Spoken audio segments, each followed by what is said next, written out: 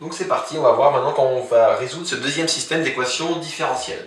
Donc comme pour le précédent, je vais prendre la même notation, et donc on va appliquer transformer de Laplace ici aux deux lignes du système. Pour la première, on va avoir du P fois grand X, donc j'appelle grand X de P transformé de Laplace de petit x, et je ne mets pas les P pour simplifier un peu les notations par la suite.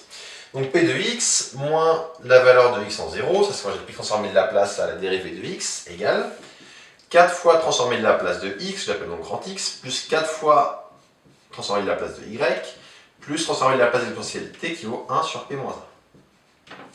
Je fais pareil ici pour la deuxième ligne, je vais avoir du p fois y moins y0 égale grand X, donc transformé de Laplace de x, plus 4 fois transformé de Laplace de y, plus 3 sur p moins 1 pour transformer de Laplace de 3 exponentielle t. Donc je me suis ramené ici à un système de deux inconnus à deux équations. Je vais maintenant regarder, x0 égale 0, donc je peux le retirer, et y0, je peux le remplacer par y0 savoir. Hop. Du coup, maintenant, je vais résoudre ce système. Donc pour ça, je mets d'abord tous les inconnus du même côté. Donc c'est parti. Les x d'abord. Donc en x, on va avoir du p-4. Quand je vois le 4x à gauche, je vais avoir du p-4 fois x. p-4 fois x. Je vais avoir du moins 4y. Et ça vaut 1 sur p-1, mon second membre ici, qui ne bouge pas, et il n'y a rien à rajouter.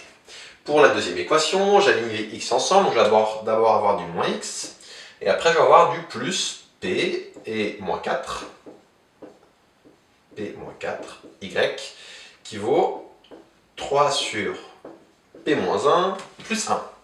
3 sur p-1 plus 1, je vais mettre au même dénominateur, il faut que je multiplie donc 1 par p-1, je vais obtenir du p plus 3 moins 1, donc du p plus 2 sur p moins 1. Voilà donc ici pour l'équation que l'on trouve. Donc comme tout à l'heure, on va maintenant chercher à résoudre ce système, ou plus précisément en fait, il suffit de trouver l'une des deux variables, parce que grâce à ça on aura l'autre. Pourquoi? Je reviens ici. Là encore une fois, je peux observer, si je regarde la première équation, si je trouve x, alors j'aurai y, parce que si j'ai x, j'ai sa dérivée, exponentielle, c'est connu. Donc si je trouve x, j'ai y grâce à la première équation, et inversement, regardons la deuxième équation, si je trouve y, je trouverai x, parce que si je connais y, je connais aussi sa dérivée, et je connais 3 exponentielle t. Donc là, je peux le résoudre dans l'ordre que je veux. Peu importe, ça ne va pas simplifier les calculs, je devrais trouver d'abord x ou trouver d'abord y. Donc je regarde mon système, et le plus simple pour résoudre, c'est d'utiliser ici ce moins 1 fois x pour ici isoler. Donc comment je vais faire? Je vais faire ligne 1, donc ligne 1 plus p-4 fois ligne 2. Pourquoi je fais ça? Donc ça va me donner, quand je fais ça, ligne 1, donc p-4x plus p-4 ligne 2, ça va donner moins p-4x, p-4 fois x moins p-4 fois x, ça fait 0. Donc les x se simplifient. En y, je vais avoir ici, je réécris d'abord le moins 4y, qui correspond donc à la première ligne, et la ligne 2, ça me donnait plus p-4 au carré, fois y, égale, je vais avoir ici le 1 sur p-1,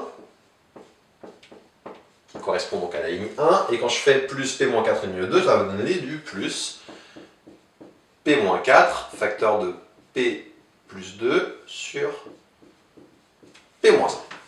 On poursuit donc, ça va donner ici, quand je vais factoriser, donc ça implique, je vais avoir factorisé et développer en même temps. Si vous n'êtes pas à l'aise, vous faites le 2 étapes, vous factorisez tout, puis vous développez le tout, puis vous factorisez par y. Moi, je vais faire les deux en même temps.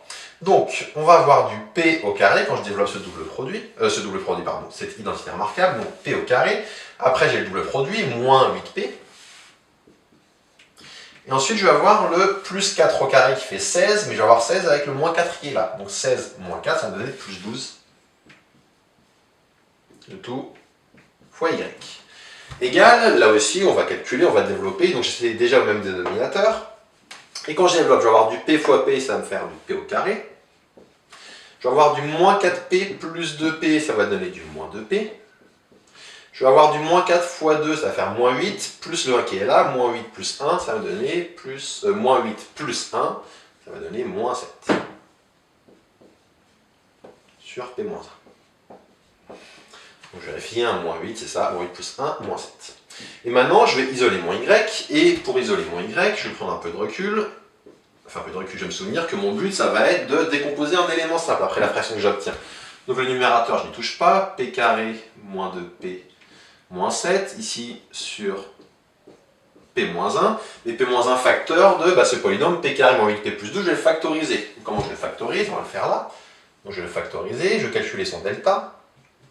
Delta, il vaut ici, donc B carré, ça va donner du 64, moins 4AC, moins 48, 64 moins 48, ça va donner 16. Donc je trouve delta égale 16, et j'ai donc deux racines, P1 et P2, qui valent moins B, c'est-à-dire 8, plus ou moins racine de delta, donc plus ou moins 4, sur 2A. Donc voilà ici, pour mes deux racines, et donc je calcule, 8 moins 4, ça fait 4, 4 sur 2, je vais avoir 2, et 8 plus 4, ça va donner 12 sur 2, 6. Donc mes deux racines sont 2 et 6, ce qui veut dire que ce polynôme s'écrit P-2 fois P-6. Et donc quand je vais décomposer ça en éléments simples, qu'est-ce que je vais obtenir? Je vais obtenir que ça s'écrit sous la forme, je vais avoir du... Alors ce P-1 là, je vais le remonter en la place. Hop. Donc je vais avoir du A sur P-1, P-1 me fournit un terme, vu qu'il correspond au pôle 1 qui est d'ordre 1. P-2, j'ai mon pôle 2 qui est d'ordre 1, donc il fournit également un seul terme, B sur P-2. Et enfin, pour ici le P-6, encore une fois un pôle d'ordre 1, donc C sur P-6. Et je vais retrouver les constantes A, B et C. C'est parti, faisons-le. Pour A, comme on va faire d'abord, hop, on peut faire ça déjà. Donc pour A, on obtient que A égale, on va multiplier par P-1 fois Y, et on va remplacer en 1, là où c'est nul, cette expression.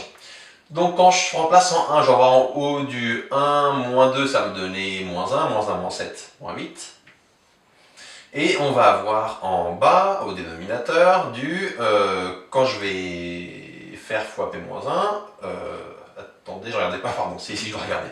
Heureusement, le numérateur était le même, donc je regarde ici. Quand je vais faire fois P-1, quand il est disparaît, quand je remplace en 1, je vais avoir du 1 moins 2 moins 1, 1 moins 5, 1 moins 6 moins 5, moins 1 fois moins 5, ça va faire 5. Donc j'ai du moins 8 cinquièmes. Ça c'est pour petit a. Petit b maintenant. Pour petit b, je vais multiplier par P-2 fois y et je vais calculer le tout en 2. Donc quand je calcule en 2, ça me donne ici du 2 au carré, ça va faire 4, moins 4, ça va faire 0, et donc moins 7. Donc 2 au carré 4, moins 2 fois 2, ça va faire 4 moins 4, 0, il reste le moins 7. Sur. Donc ici je remplace, quand je remplace P par 2, je vais avoir 2 moins 1 qui fait 1, ce P moins 2 n'existe plus, et là quand je remplace par 2, je vais avoir du 2 moins 6 qui fait moins 4. Donc je trouve donc moins 7 sur moins 4, c'est-à-dire 7 quarts. Et enfin, le dernier, le C. Donc pour C, je vais multiplier par P-6, mon expression Y, et je vais calculer en 6, parce que en 6, ça annule le terme P-6. Et ça va donc me donner, donc on en est ici, 6 au carré, ça va donner 36. 36 moins 2 fois 6, donc 36 moins 12, ça va donner 24. 24 moins 7, on va trouver du 17 sur... Et ici, quand on fait fois P-6, c'est ce terme qui disparaît. Et quand je remplace par 6, je vais avoir donc du 6 moins 1 qui va donner 5, du 6 moins 2 qui va donner 4. 5 fois 4, ça fait 20. Je trouve donc 17 sur 20. Hop. Donc là, j'ai A, j'ai B, j'ai C. Je peux donc en déduire que Y de P, la transformée de la place de Y, elle vaut A, c'est donc moins 8 cinquièmes fois 1 sur P moins 1. B, c'est plus 7 quarts fois 1 sur P moins 2. Et C, c'est plus 17 vingtièmes. Plus 17 vingtièmes fois 1 sur P moins 6. Donc, je peux dire que Y de T égale... Là, c'est que des termes qui viennent d'une décomposition d'éléments simples avec que des pôles d'ordre 1, donc c'est assez simple pour revenir en arrière, c'est que avec des exponentiels. Donc on a du moins 8 cinquièmes exponentiel, comme là j'ai un moins, ça va donner plus, donc plus 1 fois t.